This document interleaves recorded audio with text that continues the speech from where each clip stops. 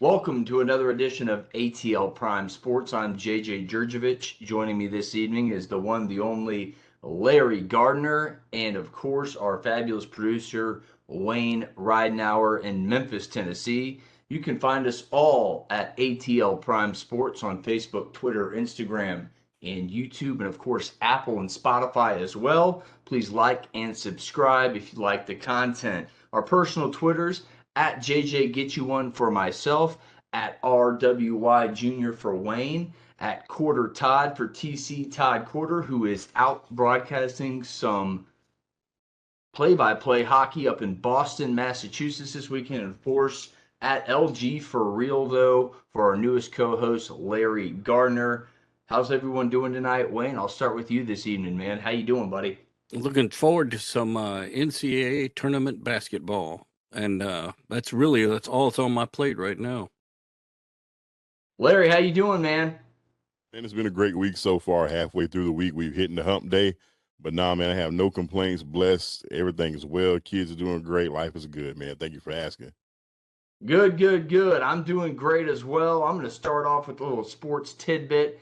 Right out the gate, some NBA news where the Memphis Grizzlies star point guard Ja Morant will be suspended for 8 games without pay for conduct detrimental to the league. This was due to an incident earlier this month in a suburban Denver nightclub, which involved Morant brandishing a firearm. So suspension is going to include the 6 games he's already missed, I believe. So he'll be eligible to play Monday versus Dallas. What's on tap for today's show? We welcome back David Walker from the Rebel Walk, author and contributor there. We talk March Madness, of course, and give you our Final Four picks and our picks to win it all. And we catch you up on all the NFL free agency moves that have gone down, which has been a fast and a furious period. And without further ado, let's go ahead and get with our guest, David Walker, author and contributor for the Rebel Walk. You can find David at David Walker QB on Twitter, and you can find the Rebel Walk at the Rebel Walk on Twitter as well. David, thanks for coming on. How you doing this evening, man? Doing great, guys. Thanks for having me on again. Just got the yard mowed and everything set up for March Madness for the next 4 days, so I can just watch and learn. Looking forward to it, and it's just a great time of the year. Love March Madness. You got spring football getting started pretty soon in a couple of weeks for Ole Miss anyway. We're over here in Texas, so got A&M and Texas both going, and just a beautiful day today. High 60s, low 70s. Great day to mow the grass and get out there with nature and feed the birds and all that fun stuff that we do these days. And just happy to be here with y'all this evening. Well, we appreciate you coming on. Let's kick it off with the basketball news that is breaking over there in Oxford. With Chris Beard, former Texas head coach, now getting the nod as the Ole Miss basketball head coach. Your thoughts on that? We all know that domestic violence charges were dropped in court, so you can't argue about that, folks. What's your thoughts on Coach Beard at Ole Miss? Does he get them over the hump, get them into the NCAA tournament, and get them to their winning ways? Yeah, I think he does. He's done that everywhere he's been. I remember, when was it, 2019, that he got Texas Tech into the Final Four and then got them into the final, and they lost that final in overtime.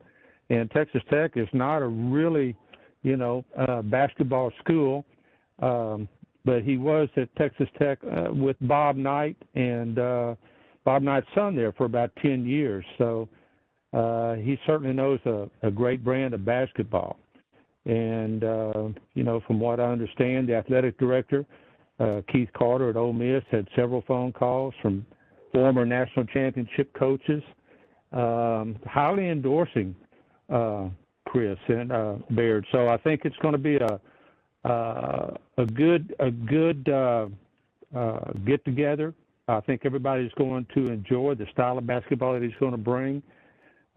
He was at Texas Tech. He grew up over here just outside of Houston in the Woodlands. Went to McCullough High School, and then he went to Texas, and he was a manager there for Tom Penders. And, I don't know right offhand if anybody can name a manager who has reached this kind of stature in the coaching profession, but Beard is one of them who's done it, and it's just an amazing story. And he started off with the small schools, Murray State, and moved up to Arkansas, Little Rock, won a conference championship there, got into the NCAA tournament, and was pretty well set up at Texas Tech after going to the Final Four in the championship game. Had a 6-year extension for about $4.5 million a year, and which was at the time third highest in the country. And of course, being from Texas, when Texas calls, it's kind of like Bear Bryant and Mama, and he decided to go back home to Texas, and that's what he did. And 2021, looking back at the record, lost 13 of his last 18 or so in that one. In that season, and then of course started this year out 7-1, and before all hell broke loose, and ended up losing his job. But there's one thing about him: he comes highly endorsed. He's got a great track record, and he can recruit, and he's going to bring in some kids, I think, to Ole Miss. Ole Miss is just waiting, to bust open at the seams. I mean, it's a great place. If you've ever been to Oxford, it's a beautiful school, beautiful campus, great people there around town.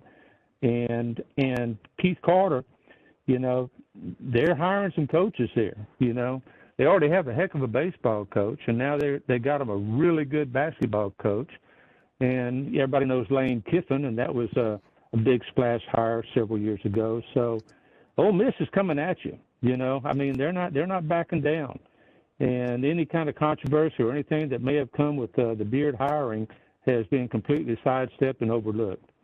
And, I've heard some positive things from the players that are still on the team. And, of course, he's going out recruiting. And in this day and age of, going to another school at the drop of a hat, he'll have transfers coming into Ole Miss like you won't believe. So it's a great opportunity for him. It's a great opportunity for the school, and also you get another great coach into the SEC. And I'm a Kermit Davis fan. I'll just tell you this real quick.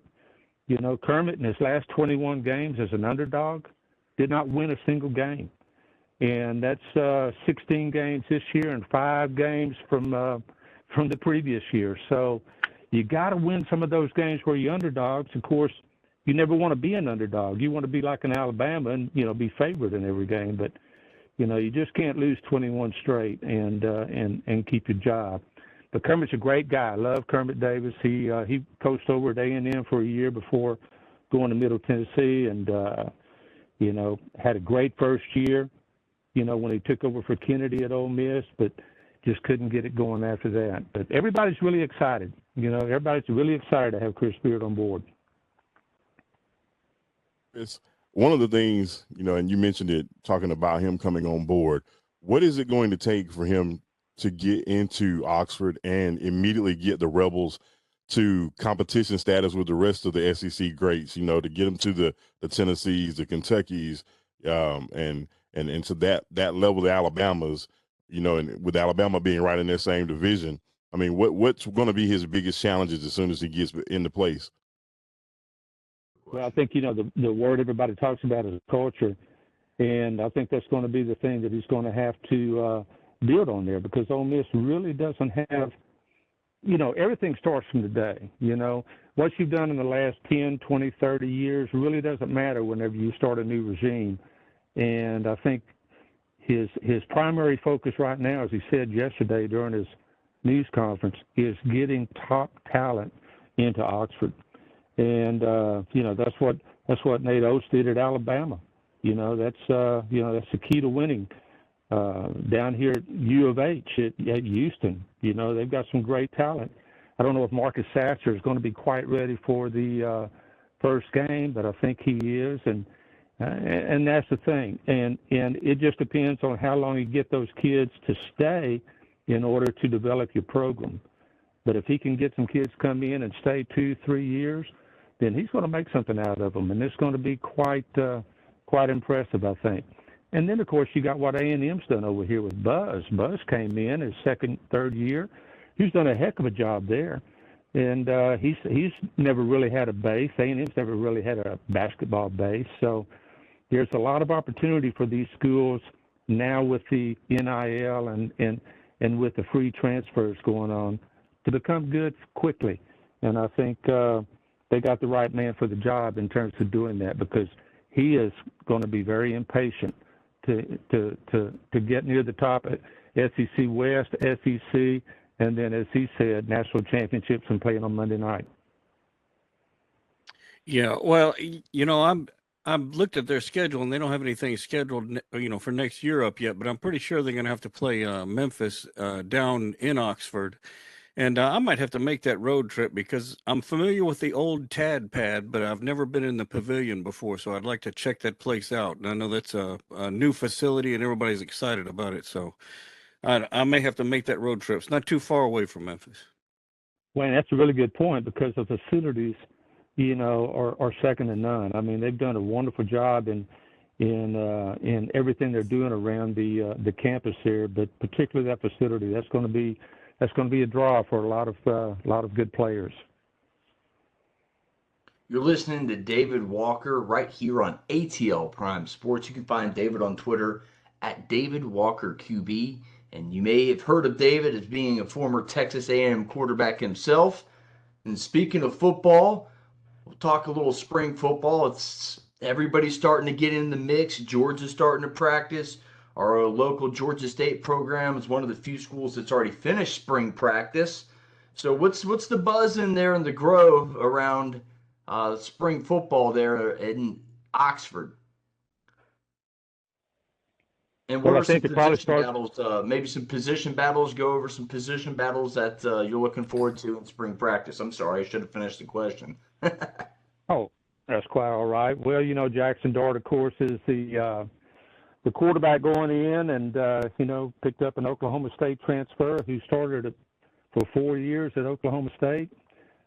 Picked up a sophomore, actually his second year. I think he was redshirt last year at LSU, Walker Howard. And it's going to be very interesting. All three of those guys can throw the ball. Jackson Dart, of course, has a year in the system. And, lost Luke Altmaier to Illinois. Luke started the season last year in a head-on battle with Jackson Dart, who'd come in from Southern Cal. And Luke got hurt in the second game, which is the one that he was starting, if you recall. Lane Kiffin did what they did up there in Michigan. They alternated their quarterbacks for the first 3 or 4 games to make a decision on who would be the season starter. And Luke Altmaier got hurt in the second game, hurt his shoulder, and really wasn't able to compete for the job. And I don't know whether he'd have won it or not had he been healthy. But Jackson Dart did take over and did finish the season. And I think everybody's very aware of the Ole Miss Rebels starting off, just beating everybody and everything looking good, and 7-0 until they get to they get to LSU. And I don't know how many times LSU has done this to them at Tiger Stadium, but LSU, after falling behind 16, 17 points, came back and won the game convincingly. And from there, the A&M game was the only game that Ole Miss won the rest of the season. So, there's a lot of things that have to be corrected there. Losing 5 of your last 6. I had the Auburn job that was open. I think, a lot of people were concerned about that, and possibly a lot of the players were, and it just didn't bode well for the team the last part of the season. Did get that handled, had to open the pocketbook up and got Lane Kiffin signed to another big contract, and one of the highest paid coaches in the country. And he went out to find him a quarterback, and he wanted Walker Howard very badly coming out of high school. Walker's out of Louisiana. And his dad played there at LSU, so that was going to be a tough chore. And LSU's come up with a couple of quarterbacks themselves. One an Arizona State transfer that is really good, and then last year a freshman and they've split time in their bowl game, and both of them looked outstanding. So Walker decided he was going to try another spot, and so anyway, yeah, we got 3 quarterbacks who are vying for the job, and from everything we've heard, they're all very, very competitive. And it may not be Jackson Dart's job to keep. I mean, he's going to have to prove himself all over again, and we're looking forward to that in spring training. You kind of took the words right out of my mouth. I was saying Jackson was going to probably have to prove himself again with the steady, what the word you want to use, the horses that he got in quarterback in the quarterback room there in Oxford. Dave, what if you had to give an early outlook for Ole Miss football for 2023 to people who may not be familiar with the program? If you had to stick a record and a placement on them in both the SEC West and overall, what would you say that fans of the Rebels could see in 2023? Yeah, that's a really good question. This is going to be the last year before Texas and Oklahoma come into the conference, and I'm not sure what the scheduling is going to be for that, but it's going to be interesting. I know that much. 2023, I mean, they've added Georgia to the schedule. You've got to go to Georgia. You still have Alabama, and you still have Arkansas, and you've got and that's another place that Ole Miss just has trouble winning is at Arkansas. Lane Kiffin's gone to LSU twice as a 1-point favorite, and he's gone to Arkansas twice as a 1-point favorite, and he's 0-4. And so, you're going to have to learn how to win at places like that, not even talking about Alabama. So, you've got to go to LSU and win. You've got to go to Arkansas and win. But that won't be in 2023. They'll have both of those teams in Oxford. So good for them. In 2022, whenever they had their first ever 10-win regular season, they had LSU and Arkansas both at home. Both great games, high-scoring games, went down to the wire, but they won both of them. So we could see a repeat of that. Had to go to Tennessee that year, won a very close game at Tennessee. This year it's not Tennessee, it's Georgia. So we all know that Georgia's, packing a punch. And I think Vegas will probably come out with a win total of 7.5 or 8. And so, that'd be realistic. But if they can, get Judkins the ball, and let him get 150 yards a game on the ground and then hit the passes like they need to consistently, they could pull some upsets as well. But the key is going to be, the Alabama game and the Georgia game, and then winning all those other ones that you have at home. Yeah, well, I've taken a look at the Ole Miss schedule, and I noticed that the streak that we were doing, Memphis, Ole Miss is no longer in place. I think we're going up against Missouri or somebody. But looking at y'all's schedule, I kind of predict that y'all are only going to lose 2 games next season. One of them will be against Georgia because you're playing, in Athens. And the other one, surprisingly, I think they're going to have trouble with Tulane. Well, now Tulane's tough, man. I tell you what. And, if you remember the Cotton Bowl, whenever they played Southern just the Cotton Bowl champs. Yeah. Yeah, you could not beat them. You could not beat them. And the quarterback of Tulane, there was a lot of talk that he was going to go to Notre Dame, and Tulane managed to hold on to him. So, yeah, that's going to be a tough one. Now, Ole Miss played Tulane not too long ago, it seems like. Maybe, I guess it was last year before. And pretty good ball game, but Tulane is tough. Yeah. I don't know if that'll be one of the 2 losses, but I know it's going to be a very contested game. Yeah, I'm pretty sure that y'all are going to be able to beat LSU, and I think you're going to be able to beat Alabama at home. Ooh. In Tuscaloosa. Predictions. Well, in that's March. Just me. In Tuscaloosa now, that's happened before. Yeah. And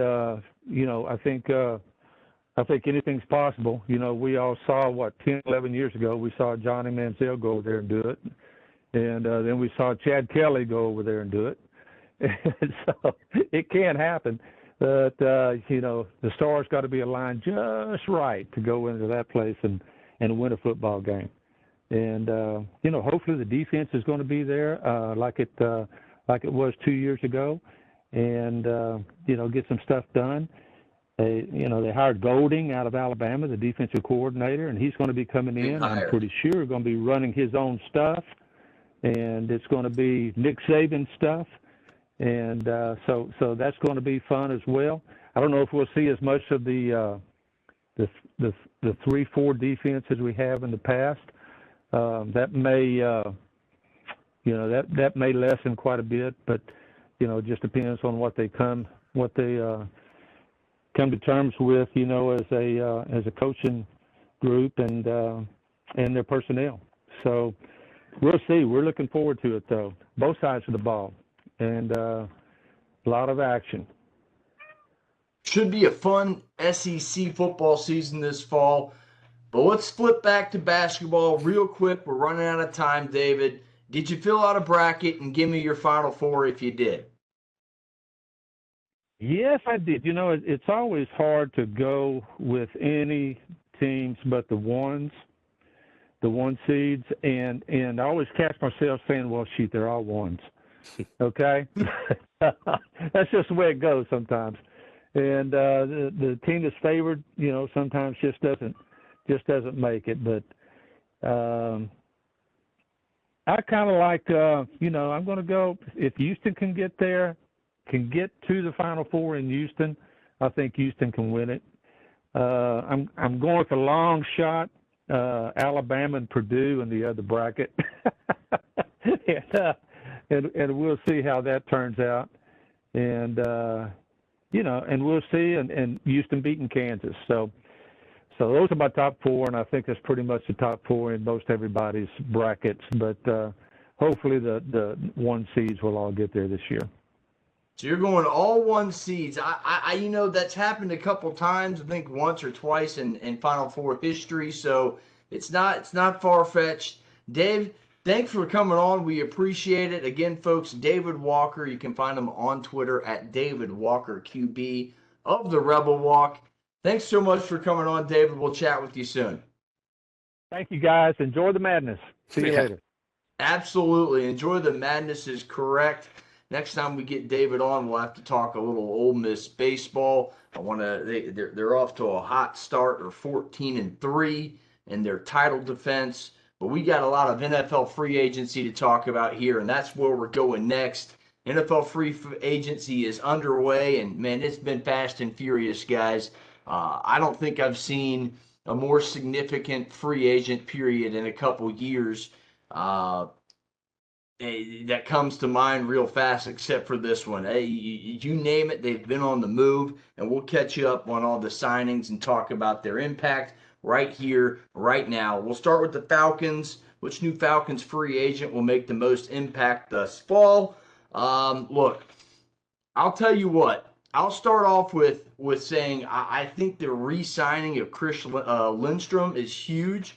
That really solidifies the offensive line and helps to keep whoever's back there. Now, Taylor Heinicke, Collins Hill Eagle, local guy, signed from the Commanders, 2 years, up to $20 million. That's a huge signing. There's tons of other signings, but I do think the most impactful is offensive guard Chris Lindstrom. Look, again, a 5-year extension worth $105 million for him. That's an average annual value of $21 million, which is the highest ever for a guard in NFL history. So that's what I think is the most impactful signing for the Atlanta Falcons thus far. They've made several moves. They agreed to terms with former Bengals safety Jesse Bates, former Saints defensive tackle David Onyemata on a 3-year, $35 million deal. They traded a pick, number 245. They acquired Jonnu Smith. I already mentioned Heinicke. Did I miss one there, guys? But Larry, I'll ask you the same question. Which one do you think was the most impactful? I'm going to say it was two, and one was Chris Lindstrom, but the other one was Caleb McGarry. And I reason missed that being one. is because those two are going to be two of the prime anchors at that offensive line that's going to help protect Desmond Ritter, who I'm telling y'all, you can say what you want to about Taylor Heineke and anybody else that they decide to bring in, but I'm all about Dez. We're gonna ride with Ritter. That's gonna be the hashtag, riding with Ritter Excellent. here in 2023. But those two for me were the biggest impactful ones, and I think there's still going to be at least one more, if not two, that will be very instrumental on the defensive line, and that's what I'm looking for. I've got my eye on one corner. I'm looking at you, Darius Slay, that I would love to see here in the ATL as well. I got some shocker points for you though, JJ Wayne. A third round pick for Jalen Ramsey. Mm. Yeah, that was nuts. I did not see that coming. You know, if Terry Fontenot would have known that would have been the key, he would have thrown a third round pick in the hat as quick as he can say his last name. That was a shocker to me. The other one that was a shocker for me was Darren Waller, traded to the Giants for a third round pick as well. You know, those two things. I mean, we got Kyle Pitts, so we wouldn't have needed Darren Waller. But those are kind of those shocking moves that you just go, what? You know, those kinds of things. But to stay with the question, though, the impactful ones for me, McGarry, Lindstrom on the line. Onyemata is going to be crucial to the defense. We're slowly becoming the Atlanta Saints with all of Terry Fontenot's ex-people, from the ex-defensive coordinator, offensive lineman, and then Caden Ellis, of course, coming from the linebacker spot to help solidify some pass rush. That's the key from here on out for me. If you're Atlanta now, I'm loving it. If I had to grade him, I'm giving him a solid A-, only because, you know, the one that I spoke about last week that I really wanted was Hargrave, and he went to the doggone 49ers. The rich get richer. But nevertheless, you've got to get you another corner. You've got to get you another wide receiver, and you've got to 100,000% get you some pass rush, because all of these wonderful pieces won't look good if you can't put the opposing quarterback on his back. So I'm right there with you, JJ, man. Those two for me, Caleb McGarry and Chris Lindstrom, was the two most impactful for me. Yeah, and I'll impact and say my 1B besides the offensive lineman is coming to terms with the defensive tackle Onyemata. Look, the 3-year, $35 million deal is a pretty going rate for that defensive tackle position. He's a durable player. He played in 15 plus games in all but one season in his career, and he's got real familiarity with new defensive coordinator Ryan Nielsen, which will help tremendously coming over. And I love what you said. It's like the New Orleans Falcons. We're bringing all their personnel over. Kind of reminds me of what the Tampa Bay Buccaneers did shortly after the Falcons went to the Super Bowl. They had Smith down there, our NFC Championship. They had Smith down there, Cotter down there, a couple other former Falcon coaches. So very, very similar. But I love what Fontenot's doing. Wayne, I'm anxious to hear your answer, man. What's been your favorite signing during this period for your Atlanta Falcons? Well, I'm. What is the name of the guy that they got from the tight end that they got from the Patriots? Jonnu Smith. Yeah, that's the one that I'm interested in, because I'm waiting to see what Smith does with this offense. I think he, I think he likes the type of offense where he can have the what would you call it, flexibility of two tight ends. No, I'm with you there. Jonnu Smith is a veteran tight end, coming in being coached by one of the greatest coaches, Bill Belichick, and he fits in with the tight end guy and Arthur Smith. So this could really recreate his career right here in Atlanta. I like that. I like that signing as well. Atlanta did not make a bad move. I love the Heineke deal. Again, local guy, Collins Hill High School, going to push Ritter to the limit. Arguably one of the better backups in the league if he is the backup. And if he somehow beats out Ritter, hey, you got competition at the position, and he beat out a pretty good guy. So I'm excited for everything the Atlanta Falcons are doing. Let's go around the league real quick. Look, Aaron Rodgers has announced his intentions to play with the New York Jets. Will it happen? I don't know. They still have a lot of room to come up with. The Jets have to agree to send picks. The Packers it's rumored that they want 2 first-round picks for them. So there's going to have to be an agree and a trade all day long for this to happen. You're going to have to see, again, Aaron Rodgers come to an agreement. You're going to have to see the Jets agree and the Packers agree for all this to happen. So those are huge rumors right now, but it does look like they started to meet some of the list of his demands that he put on social media. They did require Alan Lazard. And look, I think another interesting signing here around the league. Remember Hayden Hurst, former Falcon? Well, he's back in the NFC South as a Carolina Panther.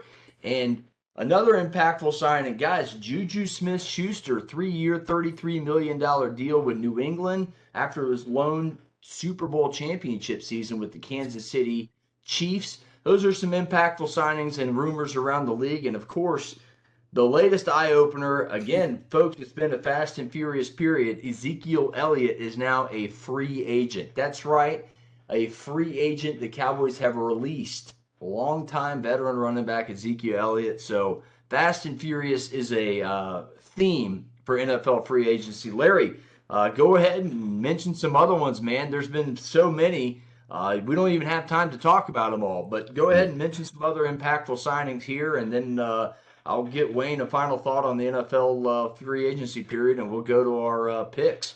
Yeah, no, I was shocked to see the Zeke Elliott release as a post June 1 cut date so that the Cowboys could open up some cap space.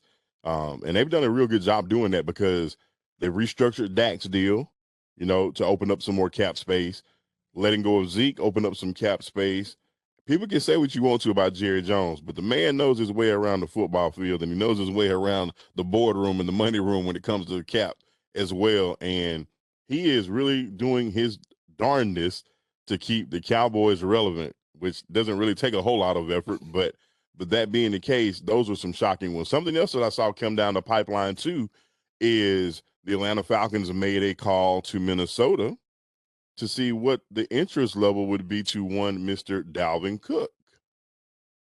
My little Austin Powers finger said, Yeah, very, very interesting. I saw that rumor as well. The Falcons definitely need another running back to pair with Patterson and Algier. Because Patterson, we don't know, one injury away. He's a little above the 30-year-old mark, and you know what that means. Algier looked promising, arguably one of the better rookie running backs in the league last year, but I agree, running back is necessary for the Atlanta Falcons. It really makes it interesting, going back to the Falcons here, what they do at pick number 8, because now with the signing of Bates, the safety, of the defensive tackle, and the other I can't think of it. Caden Ellis. You mentioned his name. Say it again. Caden Ellis. That's it. So it's been as my dogs go crazy in the background for it. It's been a fast and furious NFL free agency period, and I again, there's been so many impactful signings. When the dust settles, you'll see a lot of teams, and this is why the NFL's top dog, guys. It's because right there again, you're going to see a team from the bottom of the map move up, and it looks like the Falcons are trending in the right direction. Wayne, final thought on NFL free agency real quick. Well, if any of these free agency deals don't work out and nobody blinks, maybe we'll get to see some of these cats playing in the USFL. That would be pretty cool. You love that USFL. Well, Memphis got a team, Showboat, so I got to do something right. Mm-hmm. Got to do something. The NCAA tournament tipped off Tuesday night. Let's see, with the 16 seed and the 11 seed play-in games. You had Texas A&M Corpus Christi defeat Southeast Missouri State 75-71, and Pittsburgh defeated Mississippi State 60-59. And you got two games tonight as we're filming this thing on Wednesday night. Another 16 and 11 play-in game. But the madness has begun. Folks, feel free to join our tournament challenge. Just download the ESPN Tournament Challenge app or go to ESPN.com and search ATL Prime Sports 2023 exclamation point. Got to throw the exclamation point in there because I accidentally created two groups. The exclamation point is the real deal, but please join and we'll go ahead and give you our picks. Look, I'll tee this one off. Here's my final four, guys. I got number 2 Arizona, playing number 4 Tennessee, number 3 Xavier, and the other 3 seed in that bracket, Gonzaga. That's my Final Four. So Arizona, Tennessee, Xavier, and Gonzaga. I'll tell you why. I think Mark Few last year booted pretty early in their terms. The Sweet 16, everybody thought this was Gonzaga's year. The pressure mounted. It got to them. I think the pressure's off of them this year. People aren't talking about Gonzaga like they were last year. They are led by forward Drew Timme, who's probably one of the greatest college basketball players of all time. Guy averages over 20 points a game, 7 rebounds a game. Zags are the second best scoring offense in the country. Let me look at my the 3-ball matters. They're 11th in the country in that percentage at 38.7. So they can shoot the 3, they can score inside. One of the best teams inside as well. So they work inside out. Look, they mentioned it. Upset in the Sweet 16 last year. I think they play with a little anger and a little hunger. They get to the Final Four. They get the job done this year. They win the whole thing. They're cutting down the nets. I gave you my national champion out the gate. It's the Zags. Arizona, Tommy Lloyd. Look, this team picked up right where Sean Miller left off. Zona is top 10 in possessions per game, right around 73 points possessions per game. They're also top 10 in scoring. A little 87.2 action per game. Look, they also move the ball around real well. They're third in assists per game in the country.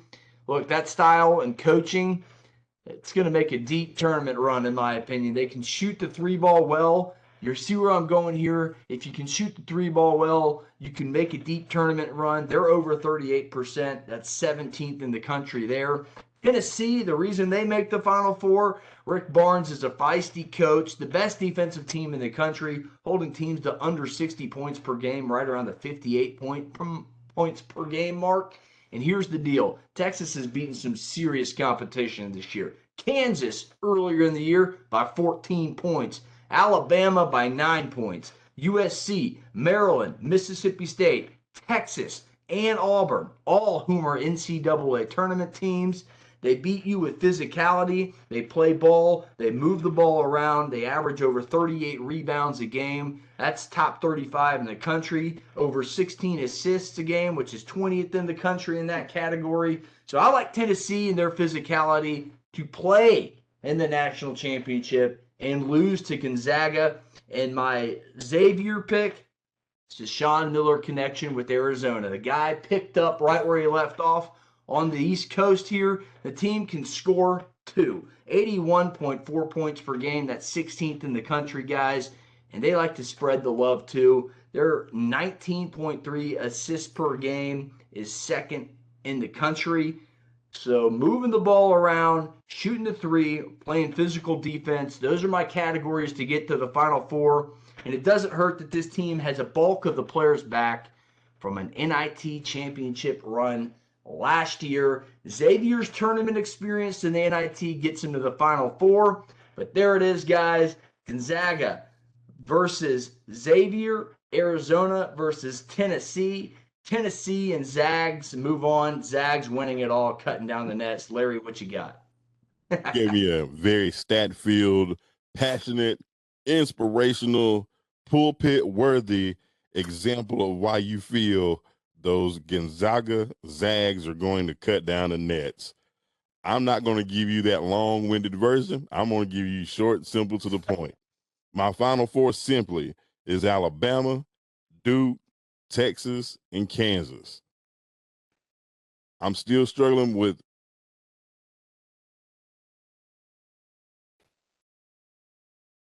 No, I think it locked up a little bit there. I think you locked up a little bit. Yeah. We'll get him back in a second. I like the Duke pick. Yeah. Duke is hot. They're one of my dark horse candidates, as is my other dark horse, the Memphis Tigers. That's right. They're a dark horse candidate, Wayne. You should be super happy for me. I'm right there with Larry. I think Duke's right there. Look, John Shire sounds like a Robin Hood coach, Robin Hood character, and should be a coach in the movie or something.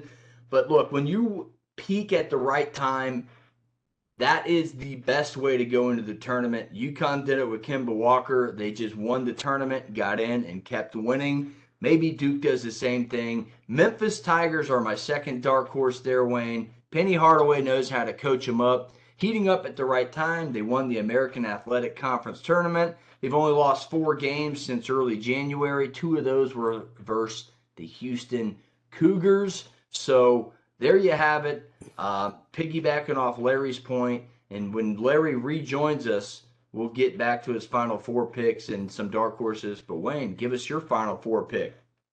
Well, again, I'm going to be short like Larry was. I've got Alabama, Texas, Kansas, and of course Memphis. And I have Memphis facing Kansas in the final game and winning it all because I am a Memphis fan, and that's just how I have to do. And if I'm going to pick a dark horse, somebody that could go farther than I have them, I'm picking TCU to go farther than people expect. TCU, actually, speaking of TCU, Yeah, the only college football playoff team that got a basketball school in the dance. yeah.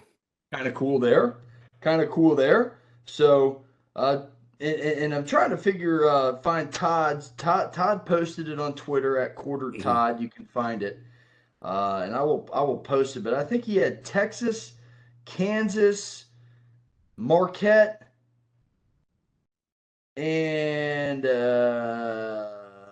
I can't remember, but you'll see it on the YouTube. It's up there. Yeah. But yeah, he has Texas, Kansas, Marquette, and Alabama. All right. So, and we'll see if Larry can rejoin and get back in a timely manner, and we'll let him finish up his comment. But yeah, I guess Todd probably had a difficult time picking that because Michigan wasn't in there. So, and hey, what did you think about North Carolina's move about not going to the NIT?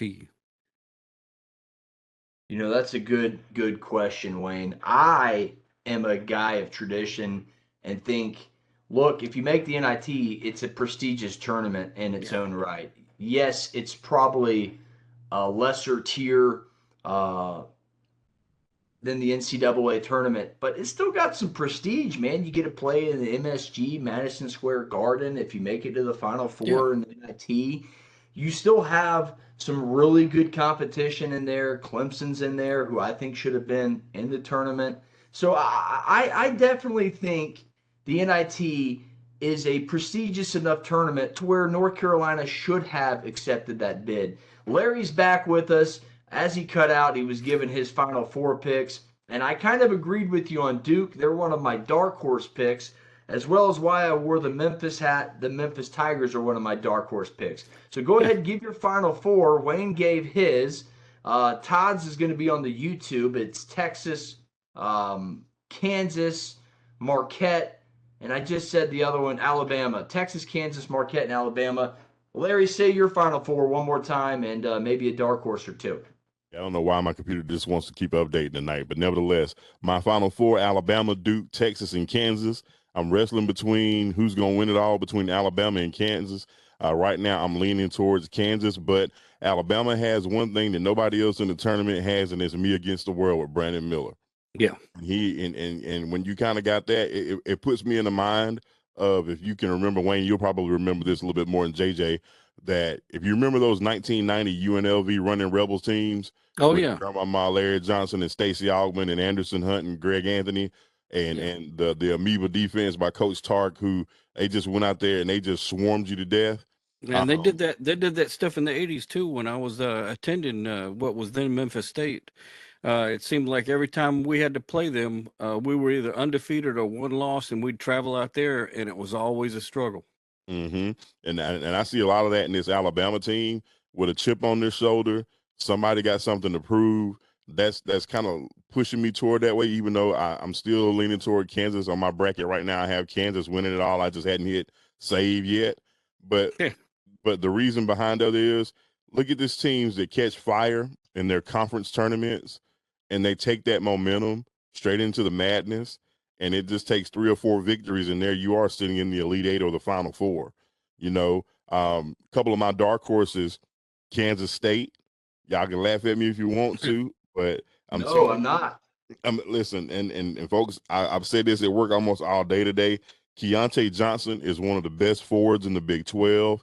He continuously keeps those guys in every game that they play in. He's going to be huge for them. Don't be shocked to see them make some noise, get to the Sweet 16, the Elite Eight. I don't know about the Final Four, but I would at least put them there. Another one of my dark horses, Wayne, you love it, Memphis. Listen, when you play the number 1 with Houston, Yeah, and you lose, and then you turn around and you still go win your conference tournament, Yeah. those kind of losses this point in the season are critical, because now Coach Penny can be like, listen, we've been here, we've done this. Guys, let's go take care of business. So don't be shocked to mess around and see Penny knock on a door to his first Final Four. yeah. You know how that rhyme, didn't you? But my other one, of course, was Duke for the same reason. Duke came into the ACC tournament, you know, once I saw them beat my Miami Hurricanes, when I saw them beat them, and then, of course, propel to the ACC championship game, I said, okay, they're starting to favor a little bit of the Duke teams of old. They don't have that one superstar. Like, we could go through countless Coach K teams and say this Duke superstar or 2 superstars carried them to this level. But this Duke team is truly a team, and there's not one guy that they can look to. You can look to any guy to step up at any given night that can carry those Blue Devils to a victory. But, yes, long story short, Alabama, Duke, Texas, Kansas, and I'm trying to decide between Alabama and Kansas. But, man, Alabama going to be hard to say no to. It's tough. You know, you're right. You made a great point. Alabama's me against the world right now. You either have the opinion that Brandon Miller should be able to play or you don't. And it is a great ability of Nate Oates to coach his team, put them in a bubble, and in your mind, put it in the back of your head, put basketball in the front of your mind, and just play. So, hats off to all of us. Good luck in our competition. Again, folks, if you'd like to join, download the ESPN Tournament Challenge app and search ATL Prime Sports 2023 ! And you can join in on the fun. We're just doing some fun. Pick them this year, 1 bracket apiece. That's all you need. And we're to our final thought and our comment for the show. I'll kick this one off, and it is, again, just please join. Join us in the fun of March Madness. Pick your crazy bracket, pick your fun bracket, coin flip your bracket, but just join us. Again, ATL Prime Sports on your ESPN Bracket Challenge, ATL Prime Sports 2023 ! That's all you got to search. That's my final comment. I'll say it twice in a row. Larry, what you got? Yeah, my final thought for the show, man, is everybody's seen the saga that's developed with Ja Morant in the NBA, and it is a direct reflection of the culture that mainstream America has transcended over into many of our sports, but primarily with the NBA, because it is dominated through the AAU culture. Just because it looked good don't mean it is good. And just because you have accessibility to these types of people, you can look and see what just a couple of wrong decisions, even if you're a millionaire, what a couple of wrong decisions can do to a career. This guy was on a rocket ship to try to take the league by storm, but just because he made 2 or 3 bad decisions, even though he's young, look what it's done to derail his career. He's already went off to get some help, you know, counseling situations and scenarios. He'll be eligible to play. I'm looking forward to seeing what type of kid and what type of athlete, but more importantly, what type of person Ja Morant becomes as he gets ready to reacclimate his season starting here in a couple of weeks. Right. Well said, Larry. Yeah. Wayne, your final thought for the show. Well, my final thought is goes back to our ATL Prime Sports 2023 ! Tournament challenge, and I've just noticed my wife has joined that, and we'll have to see what her picks are. But you know, will she pick Memphis to win it all? I don't know. We'll find out.